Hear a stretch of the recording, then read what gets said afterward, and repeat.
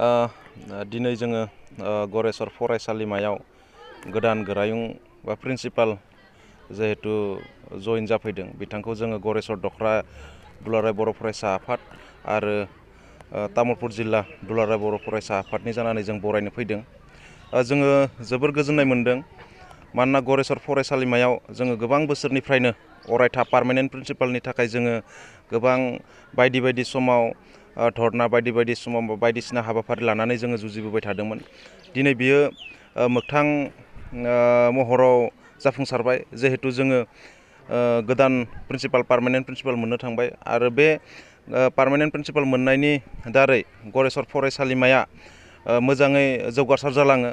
जोंनि गरेस्वर ओनसोलनि गुबुन ओनसोलनिफ्राय फैनाय फरायसाफोरा जाहाथे मोजां गोग्गो सोलोंथाइ लानो हायो जौगालाङो बेयो जोङो गोदान गोरायुंनिफ्राय जों बेखिनिखौ जोङो हास्थायदों आरो आसा खालामदों जिहेतु गोबां बोसोर अरायथा नङि प्रिन्सिपाल थानायनि थाखाय जोंहा जिबायदि डेभेलपमेन्ट जोंहा फरायसालिमायाव जानांगौमोन बेयो जाफुंसारगोन।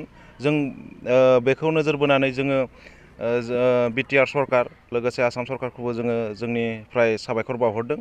जोंनि दाबि खालामनाय बायदियै बिथांमोना बे खामानिखौ मावफुंनो हानायनि थाखाय गोजोन्थों।